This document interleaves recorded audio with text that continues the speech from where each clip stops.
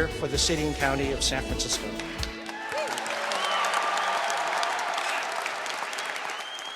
Tonight, San Francisco has a new interim mayor. Former city administrator Ed Lee took the oath as interim mayor. Just a few minutes ago, city administrator, now interim mayor Ed Lee emerged happy but humble from the Board of Supervisors chambers after a unanimous vote. In 2011, a temporary or interim mayor was selected by the Board of Supervisors. What is an interim mayor? Why do we need one? Isn't the mayor supposed to be elected by San Francisco voters? How did this happen? Let's rewind the story a little and look at the people and the complicated process that led to this historic transition.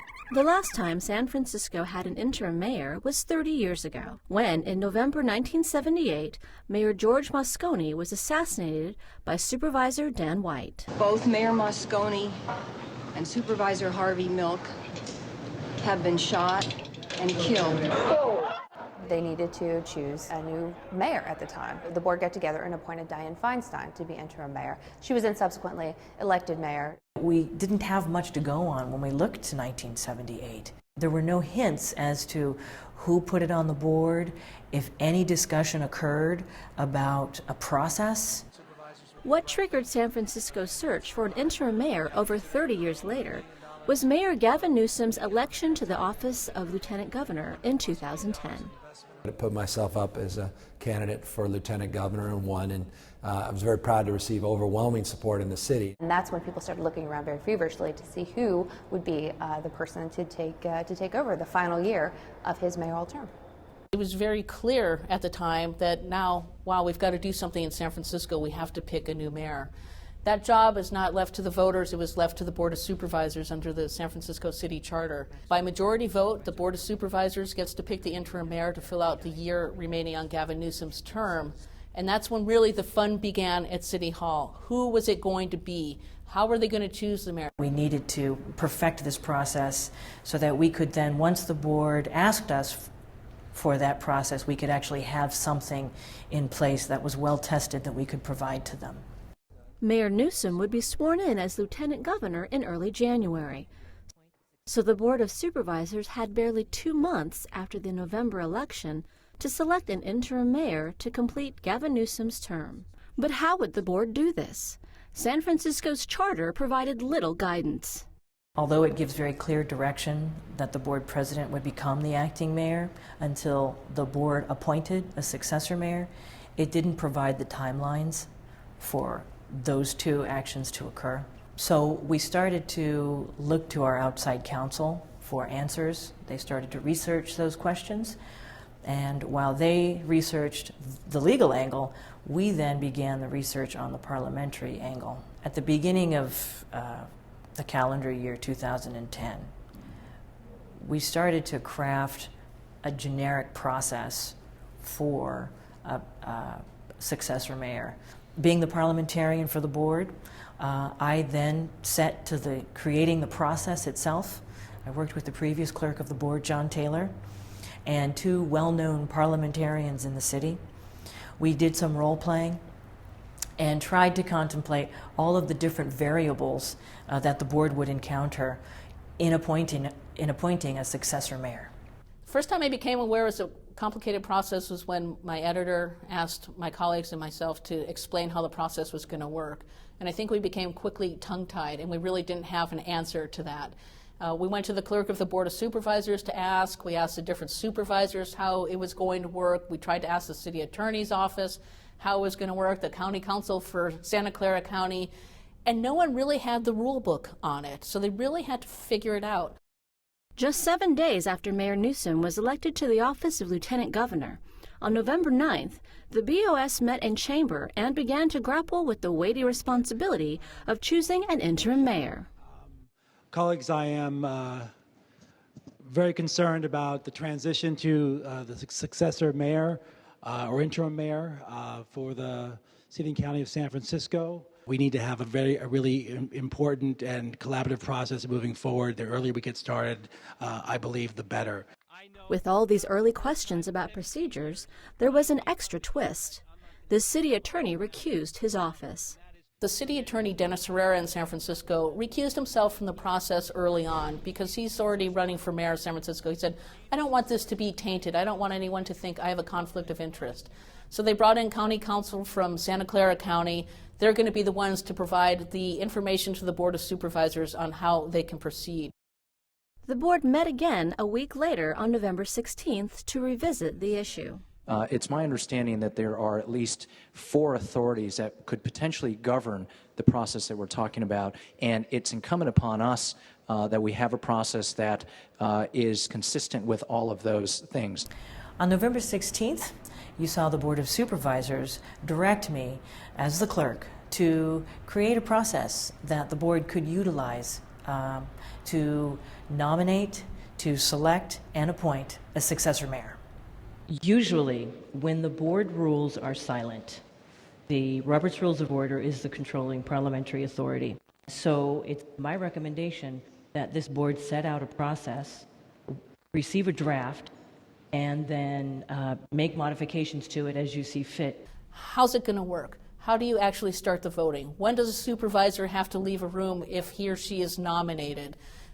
At what process do you even begin taking nominations? What's not formal is how that actually is manifested, the details of it. And it is a challenge because the last time we did this was when Mayor Feinstein became mayor, Supervisor Feinstein became mayor, under very difficult and challenging circumstances. In this case, we have obviously more forewarning. We have the ability to come up with a deliberative process. We knew almost immediately that it would be a challenge. The charter doesn't have time frames associated with how long the board president could be the acting mayor, nor how long the board could wait until they appointed a successor mayor. That was compounded by some questions that surfaced around multiple board nominations and whether or not they could participate in the process. And it wasn't until outside counsel was retained that some of those answers were provided, that a board member could not nominate themselves, that they could not participate in the process if they were interested in being nominated to be the successor mayor. San Francisco citizens, never at a loss for opinions, had their say during public comment. Several suggested that the current, more experienced board should make the selection, rather than the new board in January. There's 2 problems I see with the new board coming on. One is the experience level, but more importantly, there's a part of me that believes that you should already know your password and know your email address before you get to decide who the mayor is. That's the reality of it. The progressive members of the board saw this as their golden opportunity to select a progressive mayor. For progressives, of course, this was the mother of all great opportunities. They've been chomping at the bit to be in room 200 for many years. As we've seen, the city votes generally more moderate on the whole. They really want a mayor, interim mayor from the progressive side to make sure that in the next year it's going to be a progressive mayor with the progressive majority board, and then maybe after election they have another elected progressive mayor. Another heated issue was whether to select a caretaker mayor or a political mayor. Several board members might run for mayor in November and preferred that the interim mayor be a caretaker. The Board of Supervisors should respect the people's current choice, which was extended a few years ago when I ran for re-election and won with 72% of the vote, and at least have a caretaker that's thoughtful, judicious, fair-minded, doesn't have to agree with everything I believe in, quite the contrary, but is not going to play the kind of politics that a political appointee will, that wants to put his or her name up for election next year and gives them an advantage. That really would get kind of the hornet's nest stirred up between the Board of Supervisors and mayor. And if you're an incumbent mayor and you decide to run for office, it does give you a leg up. And so there are some folks saying, wow, that's not really going to be fair. How would it be if Board of Supervisors President David Chu, who is considering run for mayor, is it really fair to give him 9, 10, 11 months in office to kind of get that mayor before his name? Because you had people like Bevan Dufty, David Chu, even John Avalos and David Campos, and Ross Margarimi had each indicated an interest. So you have these people who are on the board who actually want to run for mayor. So what do? Do they go for the caretaker mayor, or do they put those interests aside and really vest themselves with a politician with a really good chance of being reelected? And with that dilemma in front of them, we saw what happened. They could not put the egos aside. They generally went with the caretaker mayor because they knew that person would pose no threat of running against them. When the board met the next week on November 23rd, the clerk of the board proposed a process for nominations for mayor, which the board debated, amended, and eventually passed. A board member who has been nominated may not participate in the discussion or vote on competitor nominees. If the nomination of a board member nominee has been withdrawn, the board member may no longer have a conflict and could return to the room and participate. Basically, the process that I'm proposing is one which would, one, maximize participation of members of the Board of Supervisors. It would enfranchise as many of our individual electors as possible in this decision-making. This vote that we'll be taking is without question the most important vote we will ever cast as members of the Board of Supervisors. Supervisor Alioto-Pierre. Alioto-Pierre, aye. There are 11 ayes. This motion is approved as amended. There was a lot of ambiguity around the process, and to finally have the board settle on a process felt really good that we had actually tackled that part of it. So if you're a supervisor, you can't vote for yourself. Makes it difficult right there. If you're nominated for that office, you can't participate in the discussion, so you have to leave the room. You can't be in the discussion, you can't text people, you can't get on Facebook, you can't go on the phone. You can watch the process in your office, but you can't let anyone know what you're thinking and what you're doing. The most you can do is say, I accept the nomination, and then you have to leave. If you don't accept the nomination, you can stay in the room and participate, but you're out of that process then. You can't be considered for interim mayor. With the nomination process finally agreed upon, board member Chris Daly called for nominations to begin. Can we please at least spend a moment talking about what we would like to see in the next mayor of San Francisco? But board members were tired, and the item was continued to after the Thanksgiving holiday. Well, to continue with my Shakespeare theme, it's cold and I'm sick of heart. And I would like to continue this discussion to the next time we meet. Chris Daly was trying to push this very early on. Let's get someone in there right now. A lot of it was to get pressure on someone from the left to line up enough votes. Was it going to be a Tom Amiano? Was it going to be an Art Agnos? Was it going to be a David Campos at some point? Was it going to be an Aaron Peskin, former supervisor? Suddenly, there was another twist. Mayor Newsom began hinting to the press that he might delay his swearing in as lieutenant governor for a week. So the new Board of Supervisors, considered more moderate, would select the mayor rather than the current board. The question is when I do that. And I have no charter obligations locally to do that. My term, again, doesn't expire for another year plus. So I have to resign first before a new mayor can take that oath of office. So I have a role to play. Even though the Board of Supervisors is the formal arbiter of that decision, I have to, again, resign first. Mayor Newsom, rather infuriatingly, frankly, kept his cards very close to the vest until the very last moment.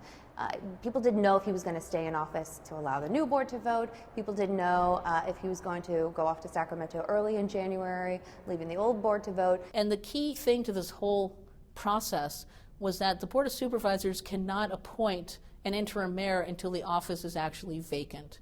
He didn't want to leave it necessarily to this Board of Supervisors, which were his political adversaries for so many years. Anything could happen. I mean, the Board of Supervisors, as long as they publicly notice it, could call a meeting every day until January 3rd. Meanwhile, several names were being mentioned as potential candidates to be the interim mayor. It was really fascinating to watch all of the trial balloons go up and people's names would be floated for a week. There was sort of a flavor of the week. Supervisor David Campos was one. Former Mayor Art Agnos was floated as a potential interim mayor for a while. So was Sheriff Mike Hennessy. So was the chair of the Public Utilities Commission at Harrington. Current State Senator Mark Leno. Current Assemblyman Leland Yee. There were reports in the newspaper about various board members being nominated. And we were concerned about how the conflict of interest laws would apply to them, very specifically for quorum issues. Perhaps there would be 6 board members who would be not able to participate in the successor mayor selection and appointment process, and we would lose quorum. And we had to contemplate how would we then bring back quorum. I went to bed every night with it on my mind. I woke up with it every morning. Time was running out. There were no more meetings scheduled in November due to the holidays, and the board didn't meet again until December 7th. San Francisco citizens again weighed in on the mayoral selection. As far as qualities go, we would like to have someone that has the greater good of the greater good of the people of San Francisco in mind, and not just business owners and not just property owners. I'm here today basically to urge you to select an interim mayor who will prioritize our nonprofit sector here in San Francisco. Supervisor Daley once again called for a discussion of mayoral character qualities and possible nominations. But I think it might be a good idea to try the mechanism out and see how it works. But Daley would again be disappointed. Supervisor Maxwell motioned for the question to be tabled to the meeting the following week. There are 9 ayes and 2 noes. The motion to continue passes. They didn't want to push the envelope and vote until they really had it all in the bag. And no one was ever able to get all of those votes in the bag. And so without those, people were too afraid to take the vote. Because if you took the vote and your friend wasn't picked, then that's it. End of the story. For Maxwell's determination to delay the vote, that was one issue, one thing that she really wanted to do was to make sure that she could find a consensus candidate. The next week, on December 14th, the board met again for the next to last scheduled meeting of the current board, still without a mayor selected or even nominations made. Time was running out on the current board, but December 14th seemed like a rerun of December 7th, with Supervisor Maxwell again making a motion to continue to the very last board meeting in early January. Colleagues, I ask that we continue this item. I think we have 3 weeks. To have somebody just floating out there for that amount of time, I think is not going to be to our best interest, and I think it will give us an opportunity to really think about in the next few weeks what we need to do and what's ahead of us. It allowed the board to step back and take a breath and weigh this very heavy decision that they were just about ready to make. There was no one lined up. I mean, that was what was one of the most fun, fascinating, and frustrating things about this whole process, was no one really knew what was going to happen. Everyone was asking. I mean, the whole way conversations and text messaging and everything else going on was amazing. Do you know what's going on? Have you heard who has the upper hand on this? Do you know who has 6 votes? And one day it'd be X has 6 votes, the next day Y has 6 votes, and you go and ask someone else, and it's like, no, they don't have it. After the holidays, Jerry Brown was sworn in as California's next governor. But Lieutenant Governor-elect Gavin Newsom played his delay card and was not sworn in. Some saw humor in the delay. Mr. Mayor, I'm proud that from your lieutenant governorship, if and when it begins. Others disagreed with Mayor Newsom's decision. I haven't been in agreement about Gavin Newsom sticking around. I think he should have been sworn in on Monday. That seems to be what the spirit of the Constitution of the state of California says. The next day, the board had one last chance to nominate their choice for interim mayor on January 4th.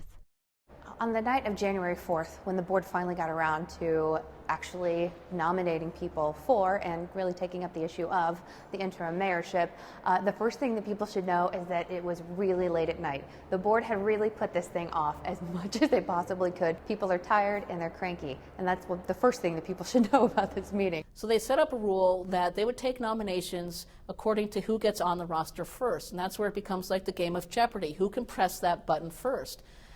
Some people wanted to press the button first. Some people thought, I don't want to press the button first. I want to see what other people are thinking. So it became this real strategy. Finally, board members, having run out of time, begin the first round of nominations. I nominate former Mayor Art Agnos. Our current city administrator, Ed Lee. In light of that, to nominate Sheriff Michael Hennessy. So everyone's expecting Hennessy to have the 6 votes. I'd like to request a 20-minute recess. Make a motion to recess for 20 minutes. Perhaps an explanation, or, I'd like a recess. That's my explanation. Supervisor Duffy's asked for recess. Colleagues, can we do that without objection? So the City Hall reporters and the board aides and anyone else who was interested going, well, where's Gavin Duffy going? And he took Supervisor Sophie Maxwell, and they started walking down the hall, across the hall to room 200, which was the mayor's office. But when it came down to it, Gavin Duffy said, after talking to the mayor, Newsom made a strong enough argument of why Ed Lee should have that job. Supervisor Daley, having witnessed several progressives voting with the moderates for Ed Lee, saw the dream of a progressive mayor slipping away. We ostensibly had a progressive majority on this Board of Supervisors. We had an opportunity, and we made the biggest fumble in San Francisco political history. So once it became clear that Ed Lee had the votes to actually win, again, nobody really wanted to pull the trigger. So they stopped the meeting, and again, remember, it's like midnight. So they stopped the meeting mercifully and decided to have another meeting that Friday. At the end of the day, we had mulled over so many names. Again, so many trial balloons, and so many people had been put up for consideration. And here's the one person who hadn't, and he ends up being the person who the board ends up with. I mean, that is a huge, huge shock. When the board finally made their appointment, I was joyful because I thought it would be much more difficult. Supervisors Avalos and Campos both requested that the meeting be recessed until Friday to allow for meeting with Ed Lee, now the favorite. I have not had a chance to talk with Ed Lee any more than him coming in my office and telling me that he was not interested in doing it. And that was my last conversation with Ed Lee. Ed Lee is currently in China, and I would like to see if I could have a conversation with him before we make any kind of determination. The current board had run its term, but returned for one last meeting to finish what they began on Tuesday, nominating Ed Lee. I will support Mr. Lee. It is for those reasons that I will be supporting Mr. Lee's nomination. But the reason why I wholeheartedly support Ed Lee is because he's the qualified person and he's the right person to lead San Francisco. We have engaged in an orderly transition of leadership. This is what separates us as a democratic society from other less democratic societies. And I'm so proud of us for what we are about to do today. So with that, colleagues, thank you for being part of this historic moment. Supervisor Mercarimi. Aye. Mercarimi, aye. Supervisor Alioto-Pierre. Alioto-Pierre, aye. Supervisor Avalos. Aye. Avalos, aye. Supervisor Campos. Aye. Campos, aye. There are 10 ayes, 1 no. The motion for Edwin Lee passes. You're talking to one of the happiest people in San Francisco. This was an extraordinary and historic vote by this board, but it was symbolic. Remember, the new Board of Supervisors that will convene tomorrow will make the actual decision and determination of who the next mayor will be. I came to the process, and I believe everybody did, I think with the expectation that this is going to be done in the most intellectually honest way, and that really all rule and order is respected. And I think we really came to discussing a few nominations, and we actually strove to find a common denominator nomination, that was Sheriff Mike Hennessy. It surprised me when that was a detour, and then another contender emerged, Mr. Lee. I had a sense of urgency because I did not want to see anyone being acting mayor and president of the Board of Supervisors. That is not the kind of transition that I talked about months ago and envisioned. We needed to have a transition that was, was the legislative branch separate from the executive branch of San Francisco. That's the best way we could actually make government work. I think people would not like the situation of having acting mayor and president of the Board of Supervisors. Now the dominoes in this chain of political events were falling day by day. The very next day, January 8th, the new board members were sworn in. The City and County of San Francisco. Congratulations.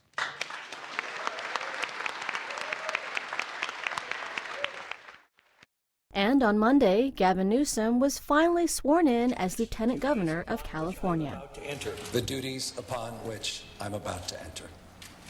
All right.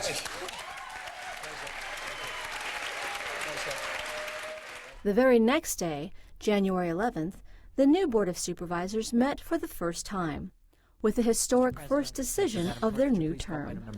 Item number 3 is a motion to ratify the appointment of a successor mayor due to the occurrence of a vacancy in the office of the mayor for a term expiring January 8th, 2012.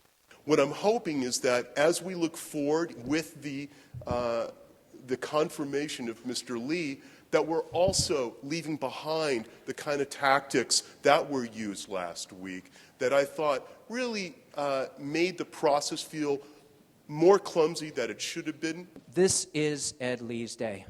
I have said a lot about my perspective about this man who comes from the community, who is rooted in our community, who has a tremendous breadth and depth of city experience. Colleagues, at this time, I hope and I ask that we unanimously vote for Ed Lee to be our next mayor. Supervisor Campos. Aye. Campos, aye. President Chu. Aye. Chu, aye. Supervisor Chu. Aye. Chu, aye. Supervisor Cohen. Aye. Cohen, aye. Supervisor Ellsbernd. Aye. Ellsbernd, aye. There are 11 ayes. Motion is approved.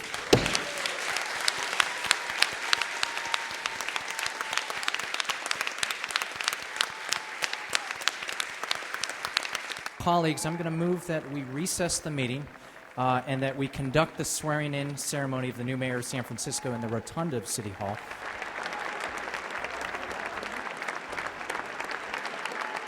So ended one of the greatest challenges the Board of Supervisors has ever faced, resulting in the first interim mayor in San Francisco in 32 years. We had a real sense of relief when the full board made the final appointment to successor mayor.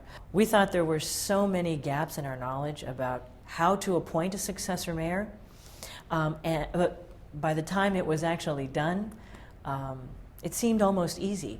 But it wasn't, to be honest. We had planned for different types of variables to occur, and none of that actually happened. No conflict of interest laws came into play. We didn't have in-court issues. I think that Angela and her staff did it extremely professionally. I think she was on the hot seat under a tremendous amount of pressure. I didn't see a lot of the backroom arm twisting, chest pounding, hair pulling that was probably going on and the pressure that she was under. But when she walked out into the board chamber or when she came into the hallway and the reporters were chasing after her, she was very precise and professional. I thought the clerk's office did a really great job, actually, in trying to figure out something that had very little precedent in our city's history, and that was something very important. And in the end, there were some questions about the charter of San Francisco. What I think is interesting about our charter is that it spells out a formal process, but again leaves silent the details of the application of that process. This hasn't happened in about 32 years, I know that, but I think we should have some certainty, some better certainty about how we just deal with decisions of succession. The charter has worked several times during vacancies like this. It's certainly worked during the aftermath of Mayor Moscone and Harvey Milk, and it worked in other times before that. So we may be seeing a lot more of this sort of successorship issues come up, and certainly that may be something we want to legislate. I'd like to think we could trust people to again, be sort of grown up about it, but maybe if that's not the case, we should get in there and spell it right out. Going through it the first time with very little knowledge and information was difficult, but now that we've got our record of how to do this, I think the next clerk and the city would be much more informed with having our process and having our archives to look to. And that's how San Francisco government worked out the kinks, the twists and turns, the flips and the bumps in the road to select its new interim mayor, Ed Lee, San Francisco's first Asian American mayor. This has been an unprecedented and historic transition of leadership here in San Francisco. I'm so happy that the Board of Supervisors came together to select an outstanding choice among many outstanding candidates to lead us over the next year. Over the past several months, when this subject comes up, it's been really agonizing. The Board of Supervisors was placed in a very difficult position, and there's a lot of difference of opinion about what's the best way to run the city, what's the best, how to make the decision, who should be in place. 11 people to agree on that is a very, very challenging thing, and I think we, have done the best we can do in the process, given all the differences in opinions and all that. The people of San Francisco now can choose their next mayor. They can choose the direction they want to go. That's why this decision was so appropriate and so important. The other big shock, of course, is the fact that that the moderates seem to have sort of won this round. I mean, people thought that, look, progressives there are 6 of them on the board. There's no reason to think that they won't get together and pick a noted leader who's a progressive to be the interim mayor and then to stay there for another term, right? The great thing about being an interim mayor is that you get to run as an incumbent. That's the whole point, right? So the fact that the progressives couldn't get together to get somebody into office as the interim mayor in their own self-interest was very surprising for a lot of us. What happened over the last month at City Hall was this incredible show of democracy that was part policy and part politics, and it all came together, and there was more than anything, not just from a reporter's perspective. I mean, how fun was this to do it? But there was a public interest as well in what was going on in San Francisco city government. We take it for granted a lot that there's a city government here. This was something that kind of brought people together. You heard people talking about it in the cafes and at the park playgrounds and walking down the halls of City Hall, people who really don't always pay attention. And in that one sense, I think it was the best thing we could have done for city government, even though it was a little bit messy. It was really a lot of fun, and it was an eye-opener, and it got people interested again.